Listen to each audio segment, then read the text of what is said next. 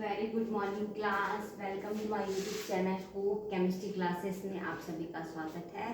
और क्लास आज का जो हमारा टॉपिक है वो है पीपीएम।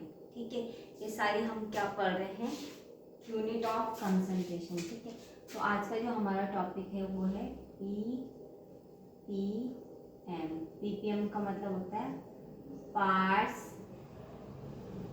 पर million.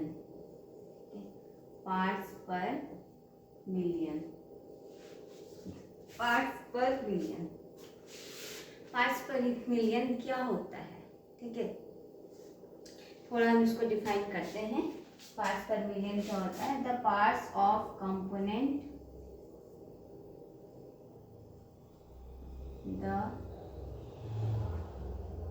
Parts of component,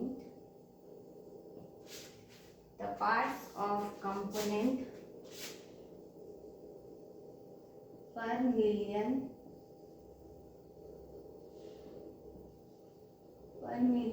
parts of the solution, यानी the parts of a component per million parts of the solution का मतलब क्या है कि कोई भी कंपोनेंट जो है पर मिलियन पार्ट्स में कितना प्रेजेंट है। ठीक है, कोई भी component per million parts of solution में कितना प्रेजेंट है। ठीक है, तो इसको जो है हम एक्सप्रेस करते हैं। ठीक है, पीपीएम ऑफ ई, इसका फॉर्मूला है पीपीएम ऑफ ए। ठीक है, यानी इसको जो हम एक्सप्रेस करेंगे जिस फॉर्मूले के थ्रू। ठीक है, तो इसे एक्सप्रेस कर रहे हैं हम ए के द्वारा। ठीक है, इसे किसके द्वारा एक्सप्रेस कर रहे हैं? पीपीएम ऑफ ए का, जो पीपीएम है ए का, यानी हम कंपोनेंट मान रहे हैं ए है, कंपोनेंट है, उसका पीपीएम कैसे निकालेंगे? अगर हमारे पास कंपोनेंट कोई ए है तो उसका पीपीएम हम कैसे निकालेंगे? तो उसके लिए फॉर्मूला है mass of component A upon total mass of solution. Mass of component A, mass of component A upon total mass of solution into 10 to the power 6। ठीक है, यानी 6 टाइम्स क्या है, हम इसे 10 से क्या करेंगे, मल्टीप्लाई करेंगे। यानी इसका कहने का मतलब ये है कि कंपोनेंट ए का जो मास है उसको क्या है, किससे डिवाइड करना है? Total mass of solution. ठीक है, तो यानी कहने का मतलब यहाँ पर क्या है कि जो सॉल्यूट है हमारे पास, ठीक है, यानी सॉल्यूट हमारे पास ए है। ठीक है, ए हमारे पास सॉल्यूट है और सॉल्वेंट हमारे पास है। तो सॉल्यूशन तो ऊपर मास ऑफ कंपोनेंट ए, यानी सॉल्यूट का mass upon total mass of solution. तो सॉल्यूशन कैसे बनता है? Solute plus solvent. ठीक है, सॉल्यूट प्लस सॉल्वेंट मिलाकर क्या बनाते हैं? सॉल्यूशन। इसका मतलब ये हो गया, इसका मतलब ये हो गया कि सॉल्यूट क्या है, ए है, और सॉल्वेंट क्या है, यहाँ पे कुछ भी मान के चलो, वाटर है तो हमने बोला डब्ल्यू है। ठीक है, तो यानी इस तरीके से ये सॉल्यूशन बनाता है। तो इस फॉर्मूले के थ्रू हम इसको, अब बात आती है यहाँ पे कि हम कैसे समझते हैं कि पार्ट्स पर मिलियन का मतलब क्या होता है प्रॉपर वे में। ठीक है, सपोज अगर 2 बच्चे हैं, ठीक है, एक क्लास में 2 बच्चे हैं, इन 2 बच्चों को पढ़ाने के लिए क्या है, एक ही टीचर है। ठीक है, फिर मानते हैं कि एक ही टीचर जो है, एक क्लासरूम में 10 बच्चे हैं, उन 10 बच्चों को पढ़ाने के लिए क्या है, एक ही टीचर है। ठीक है, यानी हम देख रहे हैं यहाँ पे कि बच्चों की संख्या बढ़ती जा रही है, लेकिन जो टीचर है वो क्या है, एक है। फिर मानते हैं, सपोज मान लीजिए कि एक स्कूल है। ठीक है, उस पूरे स्कूल में 100 बच्चे हैं, उन 100 बच्चों को पढ़ाने के लिए भी क्या है, एक ही टीचर है। ठीक है, फिर मानते हैं कि उस पूरे स्कूल में क्या है 1000 बच्चे हैं और उन 1000 बच्चों को पढ़ाने के लिए कितने टीचर होंगे? अगर एक बच्चे को, अगर 100 बच्चों को पढ़ाने के लिए क्या है एक टीचर है, तो 1000 बच्चों को पढ़ाने के लिए कितने टीचर होंगे? 10 टीचर होंगे। ठीक, अब मानते हैं कि एक कॉलेज है, उस पूरे कॉलेज में क्या है 1000 बच्चों को पढ़ाने के लिए क्या है एक टीचर है। ठीक है, और मानते हैं, ये मान लीजिए कि अगर क्या है 1 मिलियन क्या है बच्चे हैं और उन 1 मिलियन को पढ़ाने के लिए भी क्या एक ही टीचर। तो यहाँ हम देख रहे हैं कि टीचर की संख्या क्या है एक ही है, लेकिन बढ़ किसकी संख्या रही है? जो बच्चे हैं उनकी संख्या क्या है बढ़ रही है।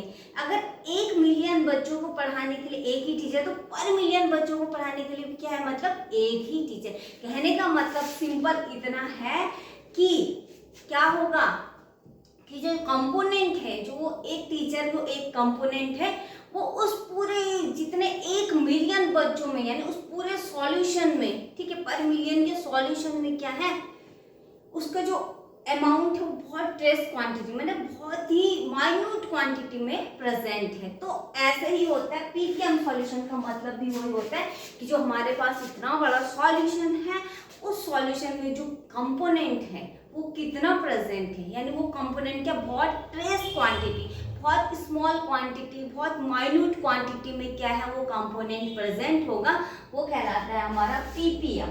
ठीक है, पीपीएम मतलब पार्ट्स पर मिलियन में कितना प्रेजेंट है कोई component, parts per million solution में कितना प्रेजेंट है कोई कंपोनेंट। ठीक है, तो ये हमने यहाँ पर समझा और इसके लिए फॉर्मूला है हमारे पास। मान लो हमने बोला पीपीएम ऑफ ए, कंपोनेंट ए है तो mass of component A upon total mass of solution, ठीक है, पर मिलियन इंटू 10 टू की पावर 6। ठीक है, 10 टू की पावर 6 का मतलब 10 बार इसे क्या है मल्टीप्लाई करेंगे 10 1 2 3 1 2 3 4 5 एंड 6।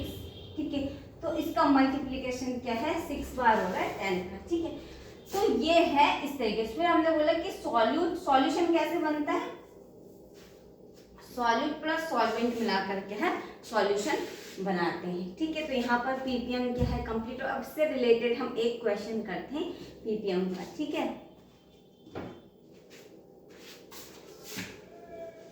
मान लीजिए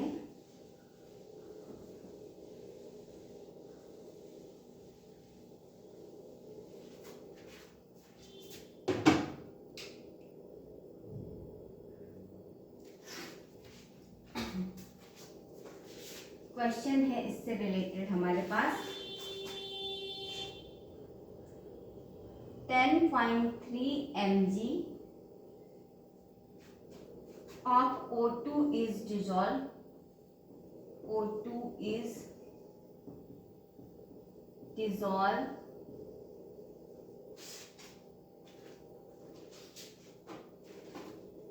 into a liter of seawater. Into a liter of seawater solution.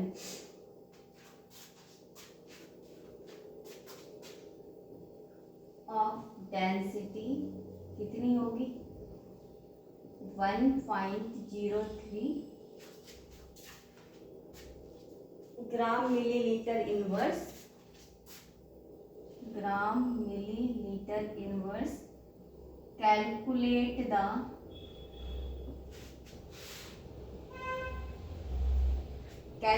The parts per million of O2 in seawater. Calculate the parts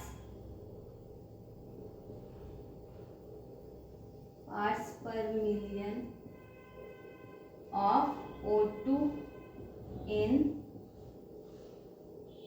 sea water. ठीक है, हमारे पास क्या है इससे रिलेटेड कौन सा क्वेश्चन है कि हमारे पास क्या है 10.30 मिलीग्राम क्या है हमारे पास O2 है। वो O2 क्या है डिजोल्व है 1 लीटर के सॉल्यूशन, 1 लीटर के सी वाटर का सॉल्यूशन उसमें डिजोल्व है। यानी हमारे पास क्या है 10.30 मिलीग्राम क्या है O2 है। वो O2 किसके साथ डिसॉल्व है, सी वाटर के सॉल्यूशन के साथ। 1 लीटर का सी वाटर के सॉल्यूशन के साथ वो ऑक्सीजन क्या है डिसॉल्व हुई है। उसमें उसकी जो डेंसिटी है वो कितनी 1.03 मिलीलीटर इनवर्स है किसकी, O2 की।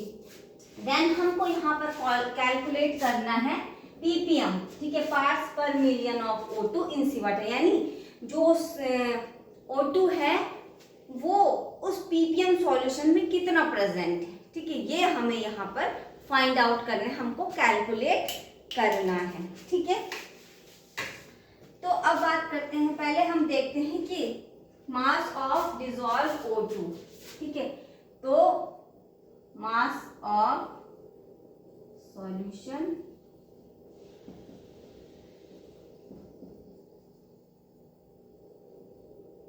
मास ऑफ डिसॉल्व O2 कितना है, जो यहाँ पर डिसॉल्व है ऑक्सीजन उसका मास कितना है,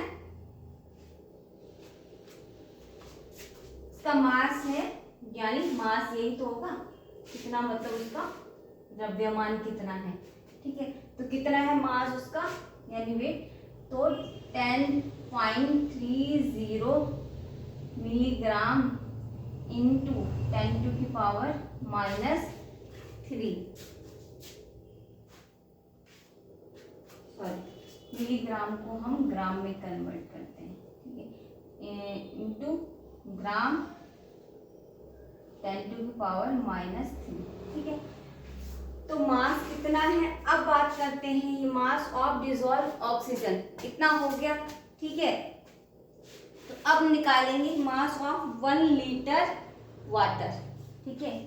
तो मास ऑफ 1 लीटर वाटर, तो 1 लीटर वाटर का मास कितना है, mass of 1 litre sea water है, ठीक है।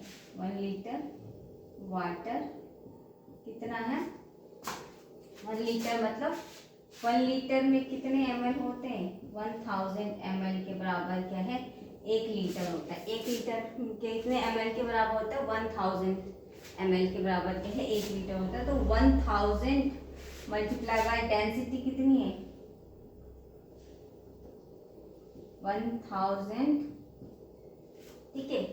और डेंसिटी कितनी है इसकी वाटर की, कितनी है, सी वाटर 1.03, ठीक है। तो यानी ये कितना होगा 103 ग्राम क्या है हमें यहाँ पर जो है ये मिलेगा, ठीक है। तो अब निकालना है हमने ppm ऑफ O2। अब निकालेंगे हम parts per million of O2। तो ppm ऑफ O2 के लिए हमारे पास जो फॉर्मूला गिवन था उस फॉर्मूले के थ्रू हम क्या है उसको निकालेंगे। तो कितना है, तो मास ऑफ डिसॉल्व O2, यानी हमारे पास फॉर्मूला क्या है, मास ऑफ कंपोनेंट है। तो मास ऑफ कंपोनेंट ए क्या है ऑक्सीजन, तो मास ऑफ डिसॉल्व O2 कितना है 30.30 ग्राम इंटू 10⁻⁻3 अपॉन, फिर क्या है मास ऑफ जो सॉल्यूशन है, टोटल मास ऑफ सॉल्यूशन, तो टोटल मास ऑफ सॉल्यूशन कितना है 1030 इंटू यहाँ पे आएगा 10⁻6। तो अब यहाँ पर क्या होगा, इससे ये कट, इसकी जो यहाँ से पॉइंट हटाने के लिए हम यहाँ पे 2 0 बढ़ाएंगे, ठीक है। यानी ये इसके बगल में, यानी इस पॉइंट के बगल में कितनी है 2 यूनिट है, इसका मतलब यहाँ पर क्या होगा, ये होगा आपके पास 10⁻², ठीक है, -2, ठीक है। तो 3 + 2 कितना हो गया, यानी यहाँ पर ये हो जाएगा अब आपका -2 से -5 यहाँ पर होगा, क्योंकि हमने पॉइंट यहाँ से हटा के 2 0 यहाँ बढ़ा दी, ठीक है। पॉइंट -5 और 6 में से 5 गया तो कितना बचा, 6 में से 5 गया यानी 1 बचा, तो फिर 10⁻1, ठीक है। तो हम इसको सिंपल क्या लिखेंगे 10 लिखेंगे, ठीक है। तो यानी जो हमारे पास ppm है O2 का कितना है 10 है यहाँ पे, मतलब जो O2 है यानी ऑक्सीजन है वो इस पार्ट्स पर मिलियन में कितने प्रेजेंट है 10, ठीक है। यानी उसके जो अमाउंट है कितनी है 10 प्रेजेंट, मतलब 10 का मतलब यहाँ पे जो है इसकी जो यूनिट है वो क्या होगी, ppm को हम किस यूनिट में लिखते हैं मिलीग्राम, ठीक है। तो यानी इतना मिलीग्राम क्या है यहाँ पर ये प्रेजेंट है, हम इसको लेंगे 10 ppm ये आपका यहाँ पे, यानी O2 कितनी है यहाँ पे,